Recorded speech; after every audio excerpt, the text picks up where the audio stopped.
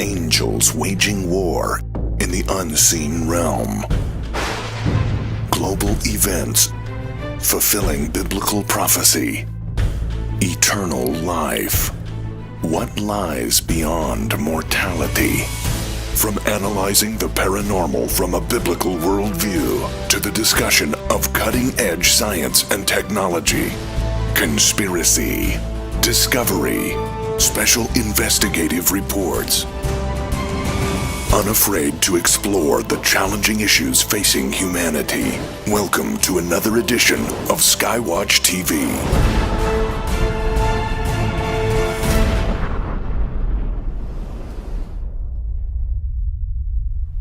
Hi folks, this is Tom Horn coming to you week 2 actually, in probably the most fantastic, most interesting conversation I can remember in a long time with my very good friends Steve Quayle and Timothy Alberino. Great to have you guys back again, Steve. Well, it's wonderful to be here, and as you know, Tom, we do like 30-minute introductions.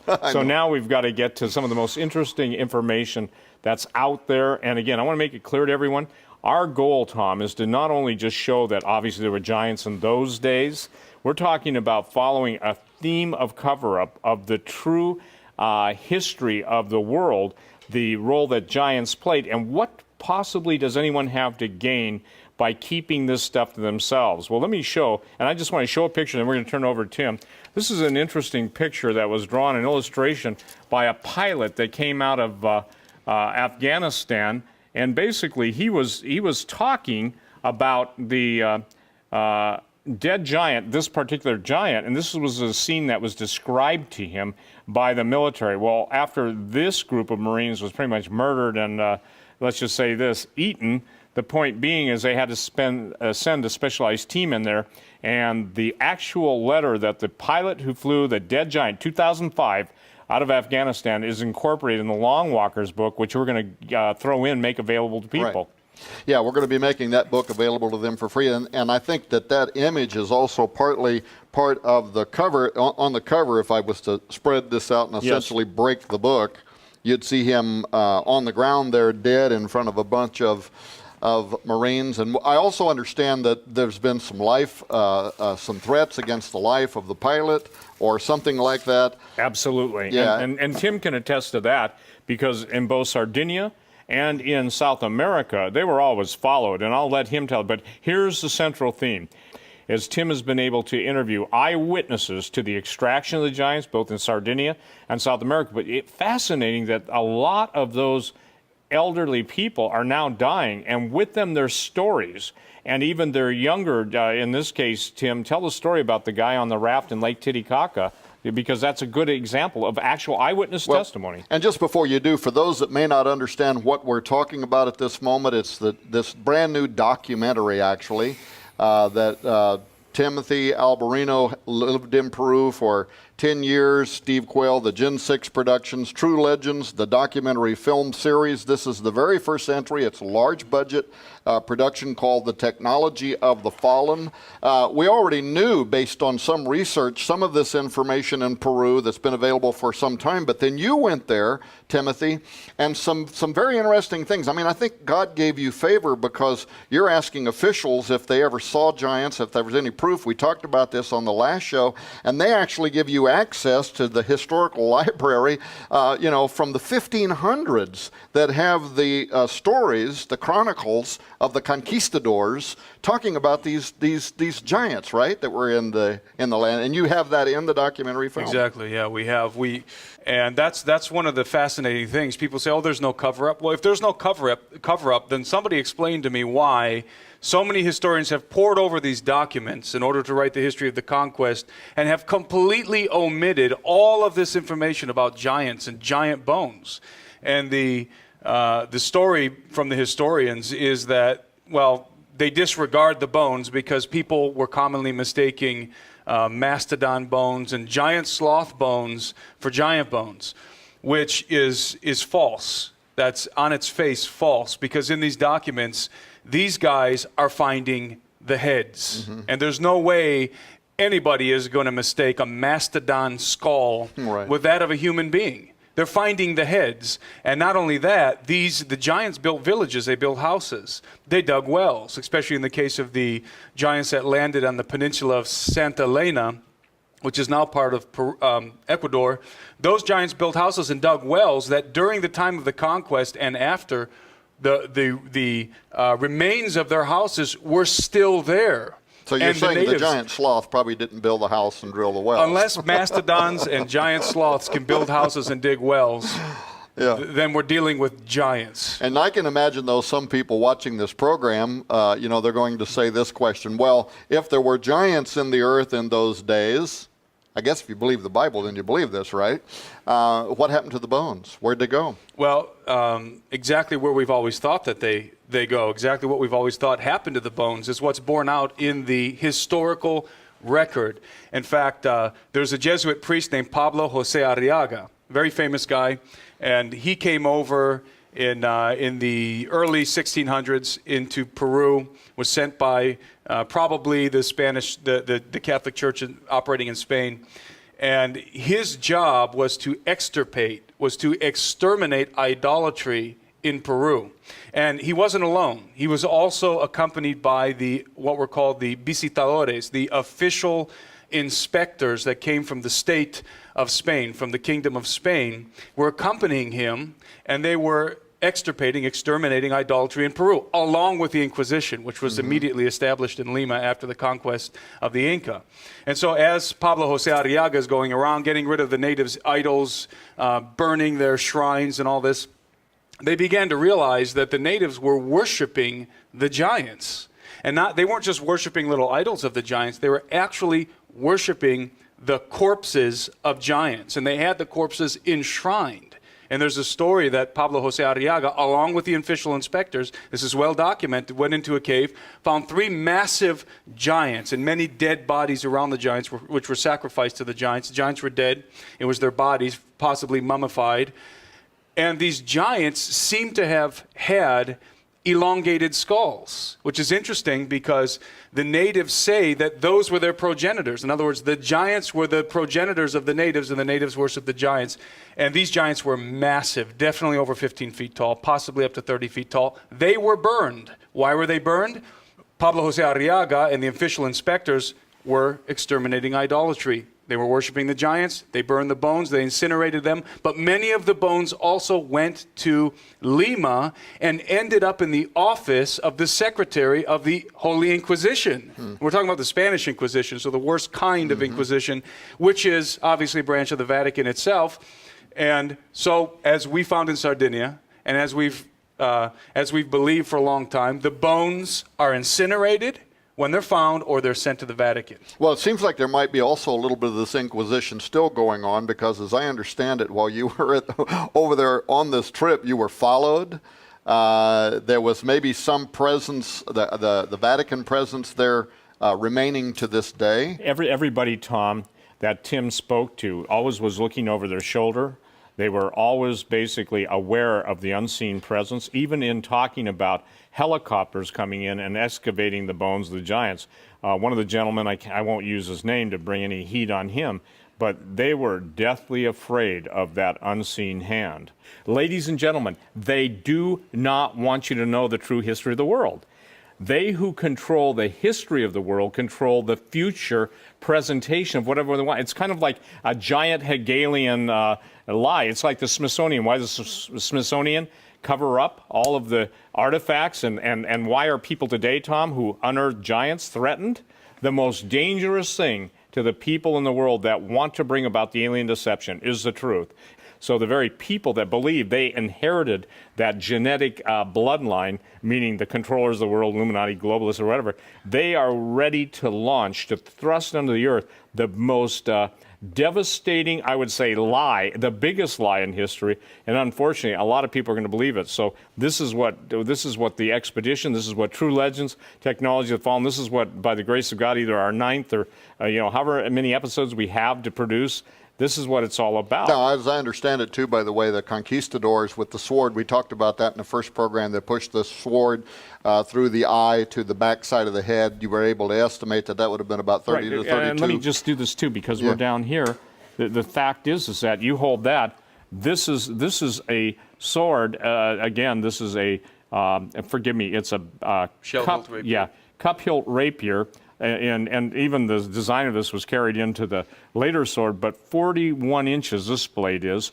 And if you get the feel for that, you've got to understand how big the head was. The head on a 36-foot giant was 6 feet from the neck to the top of the cranium, and that was, they were also, those giant skulls were also very, very, what's the word? They were elongated skulls. And you have a friend now in Hollywood, and there's a company there. You're actually having them recreate this 6 foot tall, 40-inch wide skull, right? Absolutely, because it's really difficult for people to even embrace that. And again, when I updated Genesis 6 Giants, the second volume, I incorporated the oldest known documents that I could find, and what I found still wasn't even on the level of the accuracy of the conquistadors. So what's important for people to understand is this.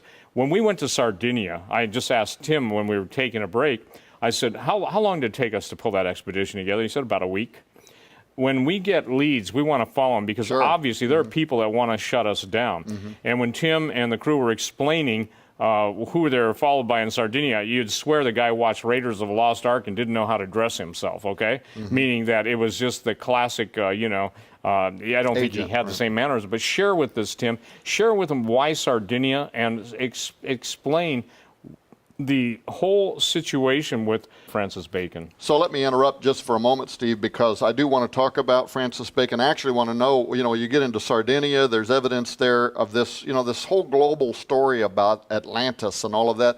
And if we get time, I do want to cover that. But I had a couple of questions for you. One, when do you think Pumapunku was actually constructed? And tell me about what you found there. Well, we simply concur with the Inca and with the conquistadors and with the chroniclers who first came on, the first Westerners really to come upon Tiwanaku and Pumapunku. And they believed that the builders of Pumapunku were a pre-flood civilization, that some of them were giants. That's what they believe. We're not putting words into their mouth. That's what the Inca believed, and that's what a lot of the chroniclers believed. This is a pre-flood civilization that was probably giants and other things, because entities with elongated skulls have been discovered there. But there's also, a lot of people don't know that there's actually records of giant bones being unearthed right underneath Tiwanaku, heads and all. And that's something that nobody really talks about. Well, you was telling me that you thought that Tiwanaku was a farce. I mean, then we got cut off. You didn't get your chance to explain. Yeah, I do believe it's a farce, and I'll explain why. Tiwanaku, it's kind of confusing, probably confuses people, because the whole site is called Tiwanaku. That's the native word for it, but the Spanish pronunciation of that was more like Tiwanaku. So Tiwanaku became the town. And then Pumapunku is actually part of the whole Tiwanaku area. And it's only a couple hundred yards away from the rest of everything else that you see on Ancient Aliens and other documentaries that feature that area. But what's interesting, and what nobody else has ever mentioned, and we couldn't believe that no one's ever pointed this out, is that at some of the famous structures in Tiwanaku, such as the Temple of Kalasasaya, which are obviously post-flood constructions and are on a completely different level than what you find at Pumapunku. A lot of people do recognize that. Pumapunku is way older than the rest of the structures that are at Tiwanaku, including the Temple of Kalasasaya. And at Kalasasaya, we were finding artifacts that seem to us to have been brought over from the Pumapunku location, which is much older, and literally staged at the Kalasasaya temple, which is post-flood for sure. And that was obviously very suspicious. Why would they do that? And when I say stage, I mean like there'd be like a bunch of sandstone blocks literally piled up on the side of the walkway with a big andesite megalithic block that belongs over at Pumapunku. Well, and I had known that many years ago they had repaired the Gate of the Sun. Part of it had collapsed. They put it, but what I didn't know, you're telling me, is they actually moved it. It wasn't there. Yeah, and they make a point to say, this is what the guides say. We were listening to all the guides that were there. They were saying that the Gate of the Sun was found here in the Temple of Kalasasaya, which is in the post-flood area of Tiwanaku. They made a point to say this was found here, but we had a guy with us, sort of an insider, a engineer from Peru, from Puno, not far away, across the border, and he told us that's a flat-out lie, because he was young enough to be there when it wasn't there, when it was somewhere else. And he said they moved it. And he told us they've been staging things. They're moving things. Now, why are they doing it? Why are they? Here's why they're doing it. Because one of the biggest cover-up, if not the biggest cover-up, and it relates to everything. It relates to our documentary. It relates to UFOs. It relates to everything, is the reality of the pre-flood world. The reality of the world before the flood of Noah. People cannot accept it. You're saying that if they leave these artifacts where they are, there is an obvious obvious. and then an obvious newer, which is copying pre-flood the and old. Post-flood. Yep. But by mixing the two together, they can confuse They're people, sowing and then they're confusion. selling an idea. Right, and they're covering up the truth. You know, the word in all of our investigations, the same thing in your research, my research, our collective research expedition, it's the cover-up. They're afraid of something, and they are totally afraid of the truth. And also in Bolivia, and I want to throw this in because it's cool, there was an announcement of a whole civilization that predated even that which you see, where Tim, and it was pyramids. Well, the government now has made it very difficult, and thank God I didn't have to go try and bail these guys out or send a team in to get them out of a Bolivian prison. But that's the thing. They will cover it up at all costs, because why? Well, right now, governments are paying big money for ancient artifacts, and someday we'll do a story, Tom, on just the artifacts in Desert Storm. You told the story on the radio program, but it's a big deal, because we're talking about ancient technology. We're not talking about the Aztec, Inca, and Mayan, whose weapons were so primitive that obviously they couldn't stand against the conquistadors. And even then, here's the deal. They'll talk about the Aztec Empire, the Mayan Empire, the Incan Empire, meaning traditional historians, and even those guys didn't admit they built all the stuff that they're credited with building. They said, we didn't build it. Take it from there. Well, I do want to ask you about Sardinia, but one other quick thing, because I'd only caught a part of this where you guys were talking about where parts of this almost looked like the stone had been liquefied in some of this construction. Yes, that's interesting. Yeah, that's in the second episode of our series. Oh, so I'm really jumping the gun. No, but that was we shot episode 1 and episode 2 during the same expedition. But it's interesting you mentioned that, because it looks like the stones in, for example, the Great Wall of Sacsayhuaman outside of Cusco were poured into place, or somehow whoever built it was able to change the molecular structure of the rock to make it softer, to mold it like Play-Doh. But talking about Sardinia, what we found at Sardinia was on the outside of a lot of the megalithic structures, there is a layer of quartz. So in other words, there's a layer of crystal on the outside of the blocks. And they used to call Atlantis the Shining City. And we were told that it was some kind of to collect the power of the sun and to use it for some kind of an energy source. But it's amazing. Everywhere we went, all the megalithic structures had quartz, were lined with quartz. So do experts that actually live there, now we're talking about educated men, educators, people that have PhDs, or they're historians, or they're whatever, that live in that area, are there any there that actually are suspicious? No, it's absolutely, you can't talk about it. But the guys that we were with, they're from Sardinia, would always joke to us about how the richest people in Sardinia are the archaeologists. I actually asked one of the guys who dug up giant bones with the municipality in Sardinia. This is amazing dug stuff. them up, and we're talking 9 to 12-foot giants. I asked him, well, what did they do with them? And he looked at me and he said, the Illuminati and the Vatican buy them. Wow. And that's why they say that the archaeologists are the richest guys in Sardinia. Yeah. Because they dig them up. They deny their existence. Dig them up in the background and sell them. Yeah, and of course we know that the Vatican has an interest in this worldwide. That was me and Chris Putnam going to the top of Mount Graham and finding out that that's considered to be a portal, and the Vatican was willing to fight all the way through federal court here in the United States to have a presence there. So we know that they do have that interest. We know they probably also have like bottomless pockets, right? Oh, sure, so yeah. Cash is not an issue, right? Especially when you can print it and it's backed up by nothing. Right. And the Vatican archives are notoriously known around the world. I mean, this is higher security than the CIA. So, but you also, though, in the last program, you mentioned something about Francis Bacon and some connection. And before we run out of time on this program today, I want you to say something. Yeah, the about connection with Francis Bacon is basically this idea of Atlantis, because there's good there's evidence to suggest that Sardinia was Atlantis. Now, I'm not saying it was, we're not saying that unequivocally, but there's evidence that points to the fact that it may in fact have been Atlantis, the site of Atlantis. There's huge pyramids, there's massive structures there. But listen, we were at an area in Sardinia where there was tombs. They actually call some of the places the tombs of the giants. And some tourists go over there, but there's places where nobody goes. It's just fenced off. And in front of the megalithic sites, they literally have planted rows of trees so you can't see them. From the villages, there's nothing to see here. You go behind them and they're giant tombs. Oh, wow. And so the connection with Atlantis, Atlantis was said to have a succession of rings around it, leading all the way down, riverways that led all the way down consecutively to the ocean. So you could come from the ocean, circle all the way around to the pinnacle of Atlantis. There's evidence of that kind of waterway on Sardinia. In fact, we found these massive old iron rings that were about 40 to 50 pounds, and they're sticking into megalithic structures where there is no river. In other words, there used to be a river there. And the guy that's doing research there said if you trace them, it loops around Sardinia, just like the description. Spiral. Yeah, and I didn't believe him because I've done a lot of research on Atlantis. I thought everybody's going to say that where I live used to be Atlantis, So I didn't believe him until we're driving around the corner, and he's telling me the whole time, Tim, I think that Sardinia is Atlantis. Actually, he was just telling me, Tim, Sardinia was Atlantis.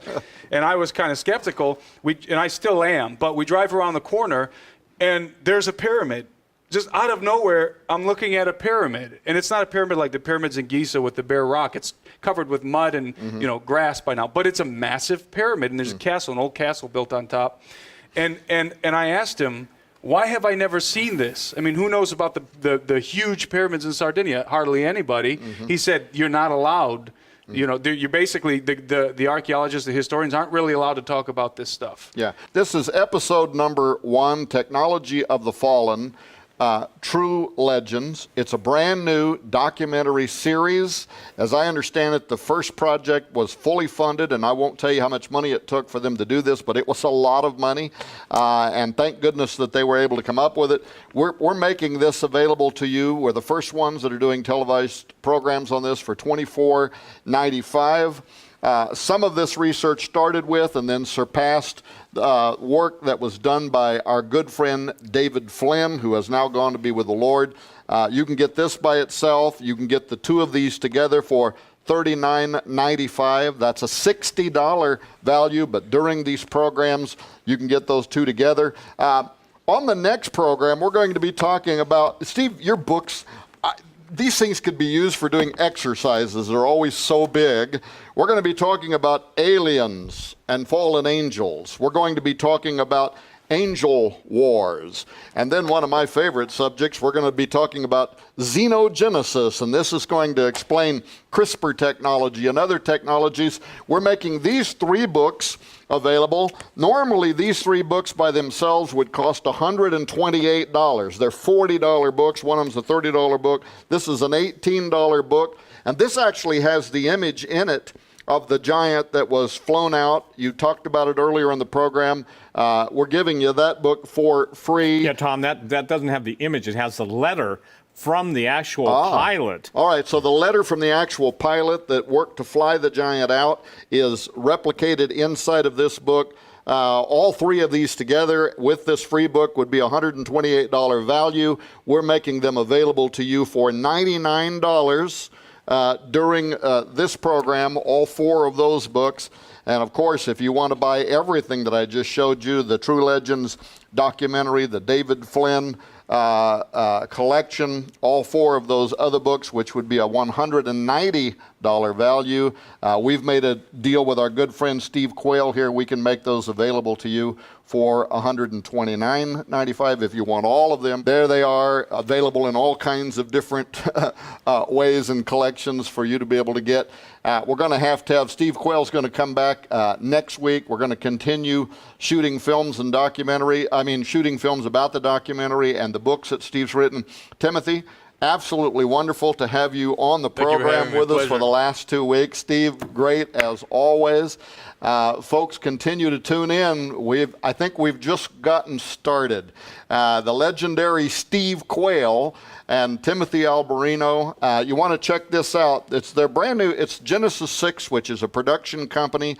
They're there, they're on the grounds, they're uncovering information that, as a researcher, I've been doing this kind of stuff for many, many years, most of my adult life, and I was absolutely not aware of much of what is in this documentary series. Thank you for tuning in today to Skywatch Television. I'm Tom Horn. I'll see you next time. Coming this November. I'm not sure that the world is ready to receive this. Tom Horn. Joe Ardis, Donna Howell, and the Skywatch investigation team join a host of global experts in the conclusion of a multi-year undercover inquiry that exposes what the U.S. government, the FDA, and monster corporations have been hiding from you. We're talking about everything from the food that we eat to animals and pet animals to ultimately humans. Literally, what we have been doing with genetically modified crops, what we have and are doing with transgenically made animals, we fully intend to do with the human race. I mean, how many people know right now that the last scientist in Congress, Bill Foster, recently spoke before Congress. He wrote an article for The Hill in which he says that right now the top science departments in our government that dole out taxpayer-funded revenue have already been ordered to literally create the guidelines that are going to be used for genetically modifying the human race. I think 90% of Americans would be shocked if they learned that their cats and dogs were eating these diseased meats and euthanized pets. Euthanized pets. During our investigation, we were able to verify that if your pet Fluffy had been euthanized at one of these vet clinics or one of these shelters, it would be recycled into food byproducts, toothpaste, cosmetics, deodorant. The stench is overwhelming. It's unbelievable. Coming in November, an unprecedented, official and imposing undercover report that exposes what government agencies and greedy corporations are hiding about a genetic menace that is slowly, quietly, secretly killing and transforming all of creation. They have made a Faustian deal with the devil. I'm talking about our government. They have sold out the best interest of Americans to greedy monster corporations that are in their back pockets. Coming this November exclusively from Skywatch TV. Dead Pets Don't Lie. Inhuman the documentary. Survive the Future.